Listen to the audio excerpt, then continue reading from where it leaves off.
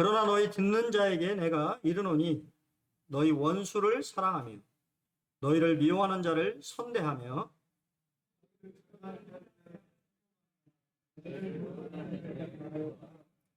너희의 이뺨을 치는 자에게 젖밤도 돌려대며 내 겉옷을 빼앗는 자에게 속옷도 거절하지 말라.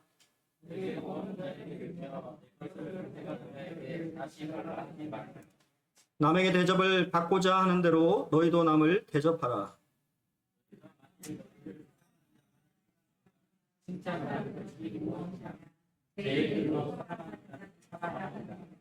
너희가 만일 선대하는 자만을 선대하면 칭찬받을 것이 무엇이냐? 죄인들도 이렇게 하느니라.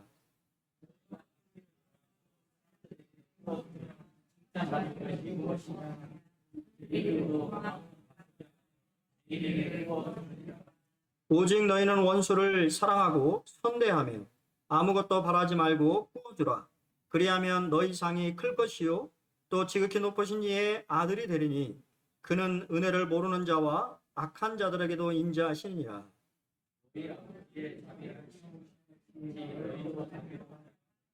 비판하지 말라. 그리하면 너희가 비판을 받지 않을 것이요 정죄하지 말라. 그리하면 너희가 정죄를 받지 않을 것이요 용서하라. 그리하면 너희가 용서를 받을 것이요.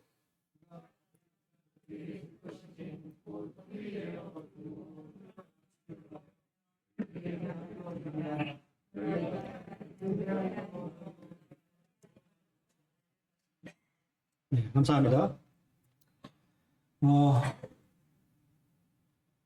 주님은 당연하게 여기라고 말씀하십니다. 무엇을 당연하게 여겨야 되느냐? 디모데후서 3장 12절에 말씀하시는 것처럼 무릇 그리스도 예수 안에서 경건하게 살고자 하는 자는 박해를 받으리라라고 말씀하십니다. 그러니까 그리스도인이 세상에서 세상 사람들과의 관계 속에서 어려움을 겪을 것이다라고 하는 것을 예수님은 여러 차례 말씀을 통해서 우리에게 가르쳐 주시고 계십니다. 세상 사람들과 관계 속에서 우리는 어려움을 당할 수밖에 없습니다. 때로는 미움을 받게 될 것이고 심한 경우에는 우리를 저주하는 말들을 쏟아내기도 하고 또 우리를 욕하고 비웃고 또 이러한 것들을 듣게 되고요. 심한 경우에는 뺨을 맞을 수 있는 그러한 경우도 발생하고 또 우리에게 무엇인가를 요구하는 그래서 또 그리스도인들이 이러한 부분들로 인해서 어려움들을 겪게 될 것이다라고 하는 것을 예수님은 이미 여러 말씀들을 통해서 말씀하고 계시고 그렇기 때문에 그러한 일들을 당하게 됐을 때 당황하지 말고 내가 예수 믿는 사람이구나라고 하는 것을 인식하고 오히려 사도들이 예수로 말미암아 자신들의 이 고난받는 것, 핍박받는 것을 오히려 기쁘게 여겼던 것처럼 이것이 어떻게 보면 동일하게 우리에게 주어져 있는 숙명과 같은 삶이라고 하는 것을 인정할 필요가 있다고 하는 것이죠. 결국 이 모든 일들이 우리 가운데 일어나는 것은 예수 때문이라고 하는 것이죠. 우리가 예수를 믿지 않으면 세상 사람들과 관계 속에서 어려움이 있지 않을 텐데 우리가 예수를 믿기 때문에 이 세상에 많은 사람들이 우리에 대해서 호의적이지 않고 또 상당히 적대적으로 우리를 대하는 경우들을 많이 경험하게 될 것이다라고 하는 것이 예수님의 말씀입니다. 빌립보서 1장 29절에서도 그리스도를 위하여 너희에게 은혜를 주신 것은 다만 그를 믿을 뿐 아니라 또한 그를 위하여 고난도 받게 하려 하십니다라고 우리의 삶에 대해서 말씀하고 계십니다. 우리가 예수님을 믿는다라고 하는 것은 결국 또 그분을 위해서 고난을 감수해야 된다라고 하는 것을 사도 바울은 우리에게 말해주고 있습니다. 원수를 사랑하라. 이게 될까요? 우리의 힘으로는 안 되죠. 오늘 읽었던 말씀들, 그게 우리 힘으로 될 수 있을까요? 참 어려운 말씀이고 우리가 참 순종하기에 힘든 말씀입니다. 하지만 이미 우리가 다른 성경들을 통해서 예수님은 우리의 힘으로는 할 수 없지만 성령으로 말미암아 그러한 일들을 감당할 수 있다라고 우리에게 교훈해 주고 계시지요. 구약에서는 눈에는 눈, 이에는 이라고 하는 것이 하나님의 법이었어요. 이것을 동해복수법이라고 하죠. 상대방에게 해를 당한 만큼 해를 돌려줘야 된다라고 하는 것이 하나님의 율법의 말씀이었습니다. 또 그 당시에 모든 사람들, 우리가 살아가고 있는 이 세상은 그렇죠. 나에게 무엇인가 잘못을 하면 그 잘못한 만큼 내가 대갚아 줘야 된다라는 생각이 은연중 우리 마음속에 자리하고 있다고. 하지만 예수님은 그분의 새로운 나라, 하나님의 나라를 이렇게 세우시면서 이제는 그 하나님의 백성이 이 동해복수법이 아닌 어떻게 보면 하나님의 새로운 사랑이라고 하는 법을 성취하시기를 원하시고 그 대상을 원수까지도 사랑해야 된다고 하는 높은 차원으로 말씀하시는 것을 보게 돼요. 우리에게 좀 이렇게 사실 생각해 보십시오. 나에게 조금 잘해주는 사람들을 이렇게 잘하는 것은 쉬운 일이죠. 하지만 나를 미워하고 박해하고 힘들게 하는 사람을 사랑한다라고 하는 것은 상당히 어려운 일입니다. 그렇기 때문에 내 힘으로 되지 않고 성령님을 의지하지 않고는 그러한 인간관계 속에서의 그러한 것들을 감당할 수 없는 것을 보게 됩니다. 존 스토트의 산상수훈이라고 하는 책에 보면 참된 사랑은 감상이 아니라 섬김, 곧 실제적이고 겸손하고 희생적인 섬김이다라고 의미하고 있습니다. 사랑을 우리가 일반적으로 생각할 때 생각하는 사랑에는 감정이죠. 내 감정이 좋으면 내가 사랑을 받고 있구나, 아니면 뭐 그런 부분이 포함되어 있겠습니다만 하나님이 말씀하신 사랑은 동사예요. 의지요, 결단을 말하고 있습니다. 내가 의지적으로 나에게 힘들게 하는 사람, 나에게 어려움을 주는 사람을 섬기고자 하는 결단과 의지의 표현이 사랑이죠.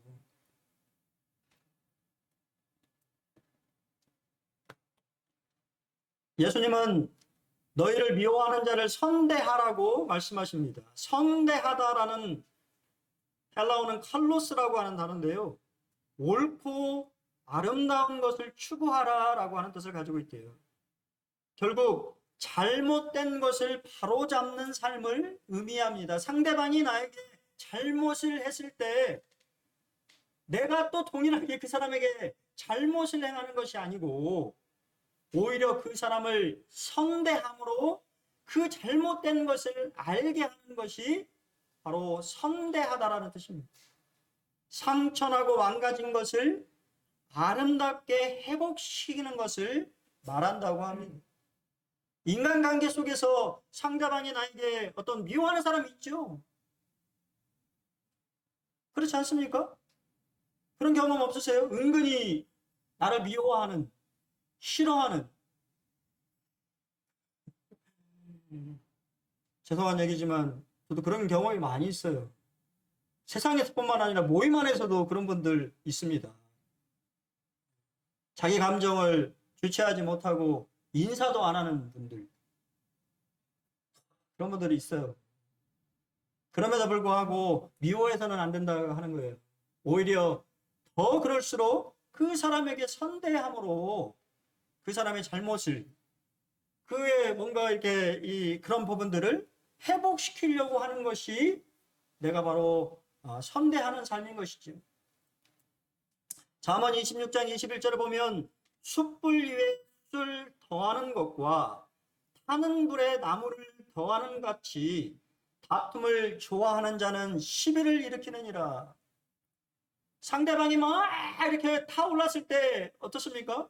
내가 더 막 나무를 던져주고 숯불을 던져주면 더 불이 탈 수밖에 없고 결국에는 시비와 다툼이 일어날 수밖에 없는 것이죠.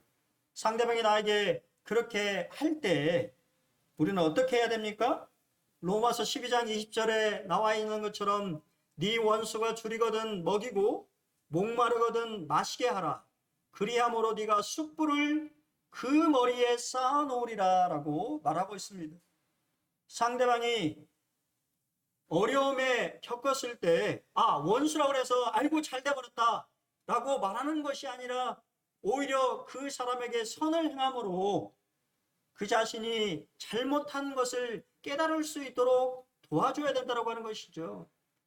숯불이라고 하는 것은 이스라엘의 대부분의 가정들이, 요즘은 안 그러겠습니다만, 화롯불을, 그 당시에 예수님 당시에는 화롯불을 사용했어요. 그렇기 때문에 이 불이 꺼지지 않는다라고 하는 것은 상당히 중요한 것입니다. 난방과 음식을 해먹는 데 있어서 상당히 중요한 것이죠. 상대방의 원수의 불이 꺼졌을 때 나의 불을 그냥 조금 주는 것이 아니라 넉넉하게 줄 수 있는 것이 바로 주님의 말씀하시는 원수를 선대하는 것이죠. 그렇게 하게 됐을 때 상대방은 부끄러움을 느껴서 회개하게 되면 속죄와 정황의 불이 될 것이고, 회개하지 않으면 그 사람에게는 심판의 불이 될 것입니다. 두 번째, 너희를 저주하는 자를 위하여 축복하라.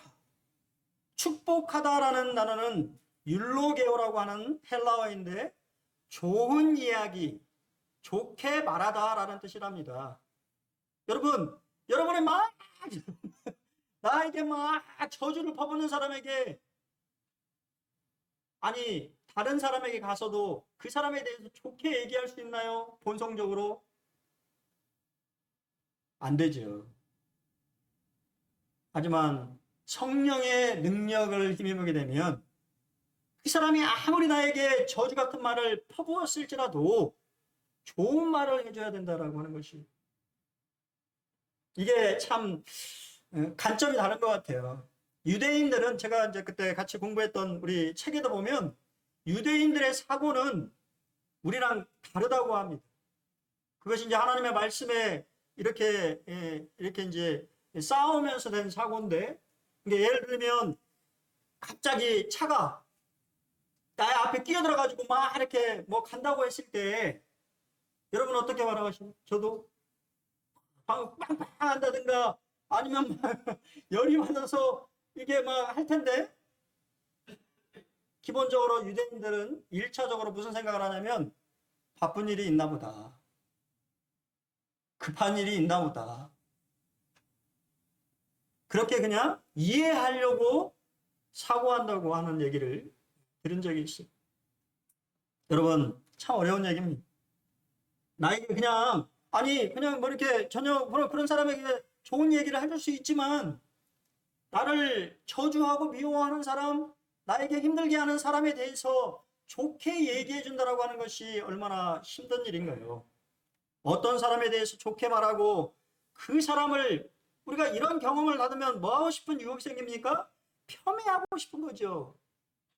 그 사람을 조금 깎아버리고 싶은 마음이 우리 마음속에 불릴 듯 일어나지 않습니까? 그것을 이겨내는 것이 축복하는 것이다 라고 예수님은 우리에게 말해주고 있습니다. 세 번째는 너희를 모욕하는 자를 위하여서 기도하라. 더 힘들죠. 좋은 말도 할 수 있지만 기도한다라고 하는 것 쉽습니다. 원수를 위해 기도하는 것은 사랑의 가장 깊은 형태 중 하나입니다. 왜냐하면 그것이 진정으로 그들에게 선한 것이 일어나기를 원하는 것을 의미하기 때문입니다. 그냥 뭐 우리 막 마음속에 있는 뭐 그런 걸 막 토로하는 것이 아니라 그 사람이 잘 되기를 바라면서 기도한다라고 하는 것은 상당히 어려운 일이죠. 하지만 중요한 것은 기도하게 될 때 기도하는 사람에게 더 큰 은혜가 임한다고 하는 것이에요. 그렇지 않습니까?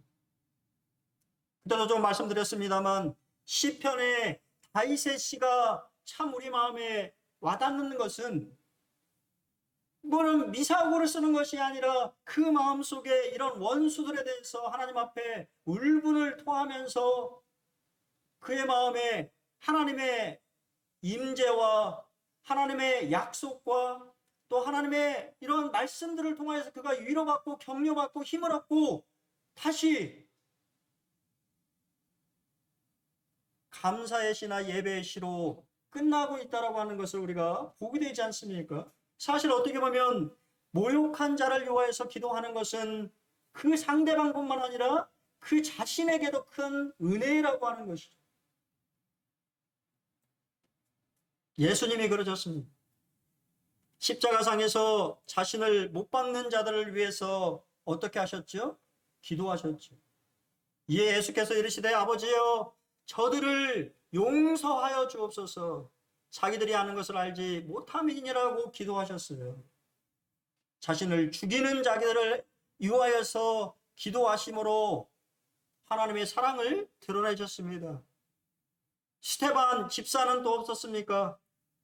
그도 또한 동일하게 순교의 직전에 무릎을 꿇고 크게 불러 이르되 주여 이 죄를 그들에게 돌리지 마옵소서 이 말을 하고 잤다고 성경 기록하고 있습니다. 이것이 그냥 되겠습니까? 성령이 충만했기 때문에 가능했던 일이 아니겠습니까?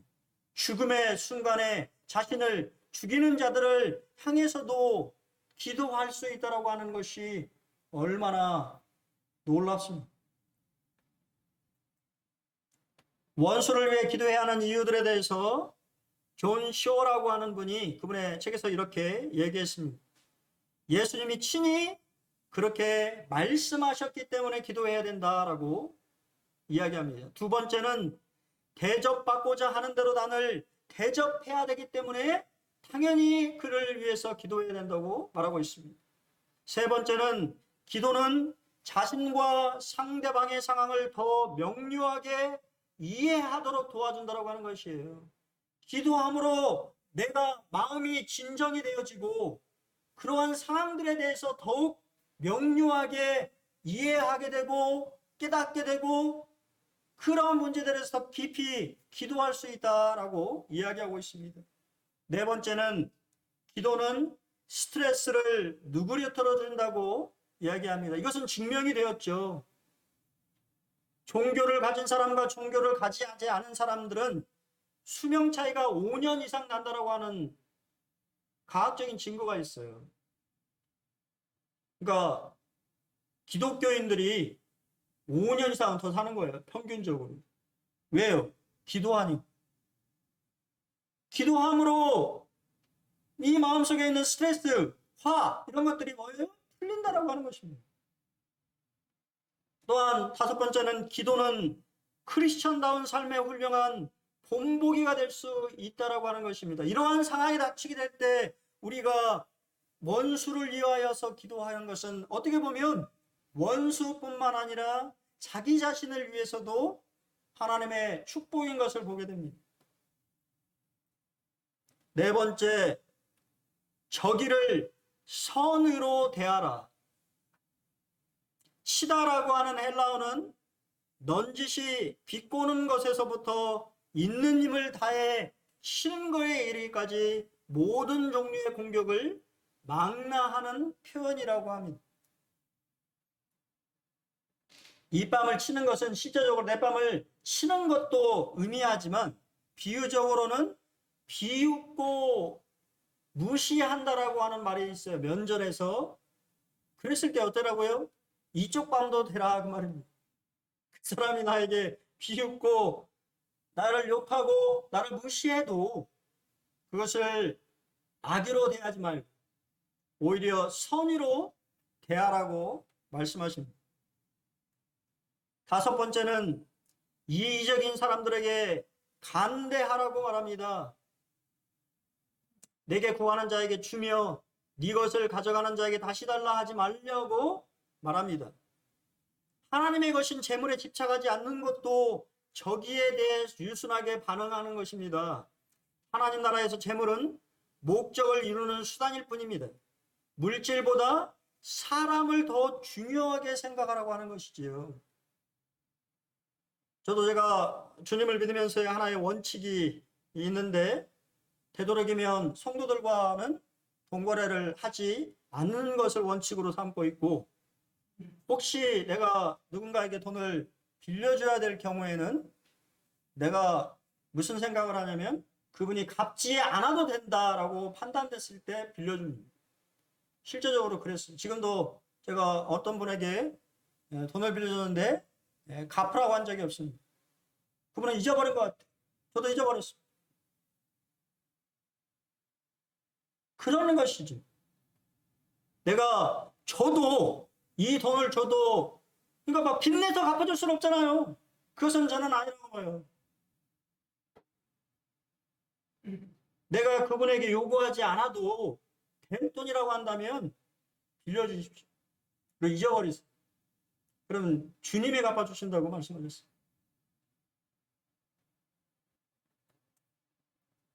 왜요? 대접받고자 하는 대로 남을 대접해야 되기 때문이죠.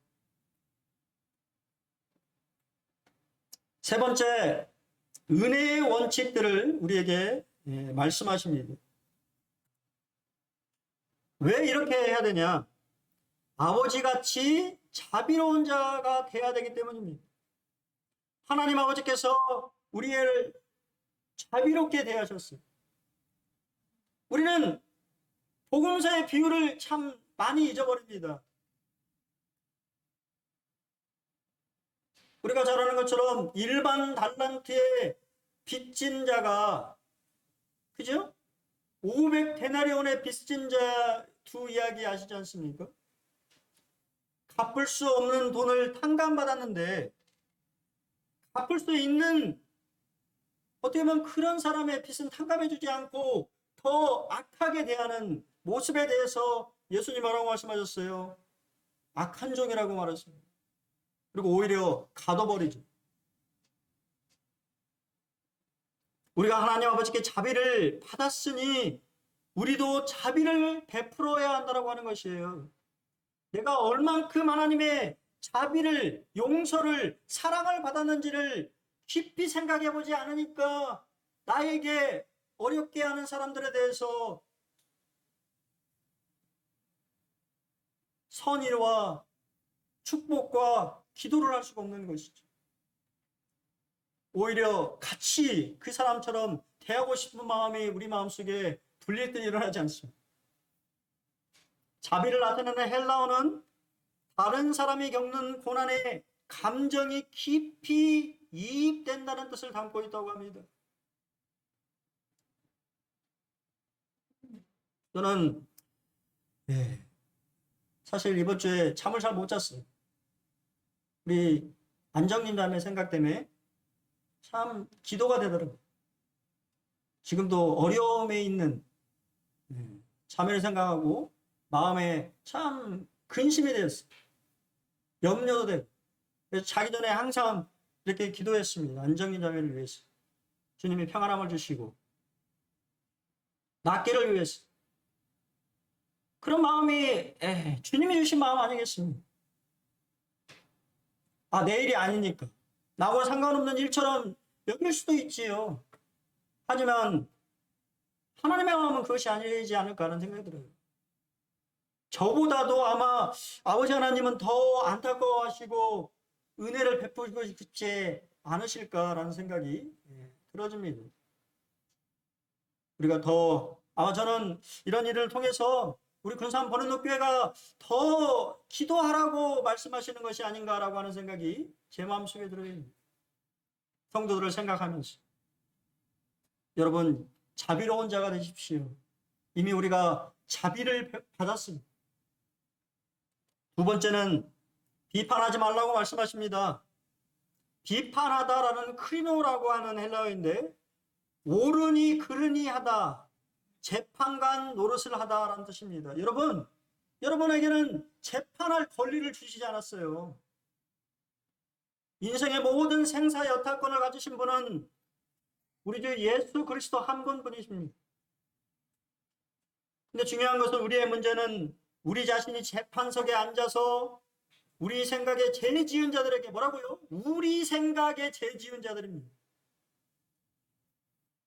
유죄 판결을 선언하고 싶은 마음이 우리 마음속에 있다고 하는 것이. 그리고 하나 더 생각해 봐야 될 것은 비판과 분별은 다른 것입니다. 이것을 인식하지 못하기 때문에 많이 오해를 합니다. 비판과 분별, 판단은 성경에서 중요한 차이점이 있다고 말하고 있습니다. 찰스 스윈들은 예수님의 말씀 가운데 이 말씀처럼 이해가 부족한 것도 드물다. 그리고 내가 생각하기에 가장 남용되는 말씀일 것이다 라고 말하고 있습니다. 많은 그리스도인들이 비판하지 말라고 하는 말을 판단하지 말라고 하는 말과 같은 걸로 생각한다고 말이에요. 다른 것입니다. 비판과 판단은 다른 것입니다. 이거에 대해서 윌리엄 맥도널드 형제님은 이렇게 잘 설명해 주셨어요. 먼저 우리는 사람들의 동기를 판단해서는 안 된다. 우리는 사람의 마음을 읽을 수 없으며 따라서 어떤 사람이 왜 그렇게 행동하는지 이유를 알 수 없다. 또한 우리는 다른 사람의 그리스도인으로서의 청지기직이나 봉사를 판단해서는 안 된다. 하나님이 그의 모든 경우에 있어 재판장이시다. 아울러 우리는 일반적으로 비판적인 태도를 가져서는 안 된다. 비판적이고 지적하는 영은 사랑의 법을 깨뜨린다. 그러나 그리스도인들이 판단해야 하는 영역이 있다. 우리는 종종 다른 사람이 참 그리스도인지 여부를 판단해야 한다. 그렇지 않으면 명예를 갖추어야 하는지 말아야 하는지를 결코 분간할 수 없다. 가정과 교회 내에서 반드시 죄를 판단해야 한다. 요컨대 우리는 선악의 문제는 판단해야 하나 동기를 비난하거나 인격을 손상시켜서는 안 된다라고 말해주고 있습니다. 우리가 어떠한 하나님이 맡기신 그러한 일이나 어떤 봉사직이나 그러한 일들에 대해서는 비판할 필요가 없습니다. 그것은 판단거리가 아니에요. 판단하시는 분은 하나님이시에요. 세우신 분도 하나님이시고 판단하실 분도 하나님이십니다. 하지만 죄의 문제, 교회 안에 어떤 잘못된 교리적인 부분, 이런 부분들에 대해서는 분명하게 판단해야 되지. 치리해야 됩니다. 세 번째, 정죄하지 말라라고 말씀하십니다. 크리노라고 하는 단어 앞에 카타라고 하는 단어가 붙어서 정죄하다라는 말이 생겼어요. 뭐뭐에게 불리한 판결을 내리다. 왜 불리한 판결을 낼까요? 이미 판단해버렸어요. 비판해버렸어요. 그래서 그 사람은 아예 처벌까지도 내버리는 것입니다. 유죄 선고를 내리다라고 하는 뜻이 자신의 판단에 따라 처벌까지도 스스로 내리는 것을 교만이라고 성경은 말합니다. 많은 경우에 어떤 사람의 잘못에 대해서 비판하고 또한 동일하게 판결까지 내려버려서 처벌하는 것, 그것이 바로 정죄라고 하는 것입니다. 정죄하지 말 것을 얘기합니다. 찰스 스윈들은 이렇게 얘기합니다. 사형 선고를 받았다가 면제받은 살인자가 다른 죄인들에게 사형 선고를 내린다면 위선이다. 여러분, 사실 우리는 사형 선고를 받은 사람들이죠. 로마서에 말하고 있는 것처럼 죄의 결과는 사형이라고 말하고 있습니다. 이미 하나님 앞에 사형 선고를 받은 사람이고 하나님의 은혜로 우리가 죄로부터 면제함을 받은 것이죠. 하지만 동일하게 다른 죄인들에게 사형 선고를 내린다라고 하는 것이 얼마나 위선이냐라고 하는 것입니다. 네 번째, 용서하라고 합니다. 용서하다, 아피에미. 참 재미있는 말이에요. 풀어주다라는 말입니다. 도대체 누구를 풀어주는 걸까요? 둘 다 풀어주는 것이죠. 용서하지 않으면, 그때도 말씀드렸습니다만 용서하지 않는 사람의 마음은 이미 갇혀 있어요. 묶여 있습니다. 자유함이 없어요. 항상 불편합니다. 오히려 용서해줌으로 자기 자신이 풀림을 받는 것이죠. 그릇된 행위의 결과를 용서해 주십시오. 누군가 여러분에게 빚을 졌다고 한다면, 할 수만 있다면 탕감해 주십시오. 그냥 잊어버리세요. 또한 범죄를 용서하는 것. 그리고 참 어려운 것이 이거죠. 모든 악행에 대한 나쁜 기억을 털어버리는 것. 쉬운 거예요. 많은 경우에 보통 보면 쌓아놓죠. 용서했다고 안 하고 나중에 보면 여전히 용서하지 않은, 그래서 예전에 이렇게 계속 얘기하는 그런 우리 자신의 모습을 보게 됩니다. 그것은 용서가 아니에요. 용서는 털어버리는 것입니다. 잊어버리는 것이에요. 하나님은 전지하신 분인데 우리의 죄에 대해서는 기억하지 않으신다고, 기억상실증에 걸렸다고 말씀하시는, 그럴 수가 있습니까? 하나님은 전지하신 분인데, 모든 것을 아시는 분인데 우리의 죄에 대해서는, 우리의 잘못에 대해서는 기억상실증에 걸렸다고 말씀하시는 하나님이십니다. 여러분도 그런 용서를 하시기 바랍니다. 누군가 나에게 잘못이 있는 분들을 마음속에 풀어놔 주십시오. 그러면 여러분의 마음이 풀림을 받는 것이죠. 오히려 여러분이 자유함을 얻게 되는 것입니다. 하지만 여전히 용서하지 못하면 여러분 용서를 받지 못하실 것입니다.